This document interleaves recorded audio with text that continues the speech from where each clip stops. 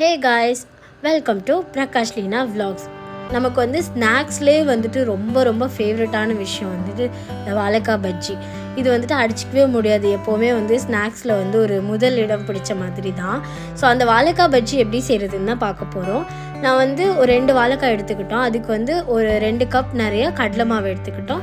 அதில் வந்து 2 ஸ்பூன் நிறைய மிளகா பவுடர் எடுத்துக்கிட்டோம். அது வந்து உங்களுக்கு காரத்துக்கு தகுந்த மாதிரி சேர்த்துக்கோங்க.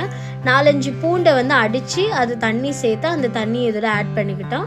அப்புறம் தேவையான அளவு உப்பு இது எல்லாமே போட்டுட்டு ஓமம் வந்துட்டு கையால் இந்த மாதிரி நசுக்கி போட்டுக்கிட்டாங்க. ஓமம் போட்டாங்க அப்படின்னா வந்து அது கொஞ்சம் டைஜஷனுக்கு ரொம்ப நல்லா இருக்கும்.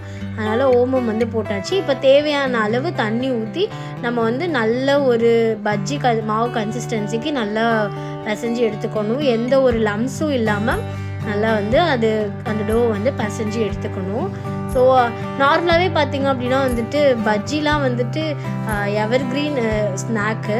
ஸோ அதனால் வந்துட்டு இதில் வந்து கொஞ்சம் அரிசி மாவும் ஆட் பண்ணிக்கிட்டாங்க கொஞ்சம் கிறிஸ்பியாக வரதுக்காக. இப்போது தேவையான அளவு எண்ணெய் ஊற்றி எண்ணெயை வந்து நம்ம சூடு பண்ணிக்கிறோம். உங்களுக்கு வந்து பஜ்ஜி வந்து ஃப்ளஃபியாக வரணும் அப்படின்னா கொஞ்சமாக வந்து குக்கிங் சோடா ஆட் பண்ணிக்கோங்க. அப்போ வந்து உங்களுக்கு பஜ்ஜி வந்து நல்லா ஃப்ளஃபியாக வரும். ஸோ வந்து குக்கிங் சோடாவை ஆட் பண்ணியாச்சு. இப்போ வந்து பஜ்ஜியை வந்து ஒன்றா போட்டு எடுக்கிறோம். பஜ்ஜி வந்து செய்கிறது ரொம்ப ஈஸியான வேலை. ஆனால் வந்துட்டு நம்ம அந்த மெஷர்மெண்ட்டில் கரெக்டாக போட்டால் தான் வந்துட்டு அந்த ஆயிலெலாம் குடிக்காமல் நல்லா கரெக்டான கன்சிஸ்டன்சியில் சூப்பராக வரும். ஸோ இது நான் சொன்ன அதே மெஷர்மெண்ட்டில் நீங்கள் போடுங்க. உங்களுக்கு வந்து கண்டிப்பாக வந்துட்டு ஆயிலெலாம் அதிகமாக அப்சர்வ் பண்ணியிருக்காது. ஸோ நல்லா வரும். இப்போ வந்து பஜ்ஜி எடுத்துக்கிட்டாச்சு. இதுக்கு நீங்கள் வந்து கோகோனட் சட்னி இல்லைன்னா வந்து மின்ட் சட்னிலாம் வச்சு நீங்கள் வந்து சர்வ் பண்ணலாம். ரொம்ப சூப்பராக இருக்கும். மின்ட் சட்னி வந்து நாங்கள் இன்றைக்கி வச்சு சர்வ் பண்ணியிருக்கோம். அது எப்படி செய்கிறதுன்னு பார்க்கலாம். Mint, coconut and coriander leaf இது எல்லாமே வந்துட்டு சமமான அளவு எடுத்துக்கிட்டாச்சு. அது கூட வந்து தேவையான அளவு உப்பு, பச்சை மிளகாய் இது எல்லாம் போட்டு நல்லா அரைச்சி எடுத்துக்கிட்டாங்க.